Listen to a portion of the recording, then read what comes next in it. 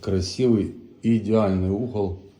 0,5 у нас тут, даже 0,4 стоит штучка. Так что, ребят, чаще на 6-миллиметровой плитке ставьте такие как штучки, чтобы у вас идеальный равномерный угол был, чтобы он был не аргатка там или еще какой-то. То есть стягивайте 1, 2, 3 там 4, 5 и получается идеальный равномерный угол.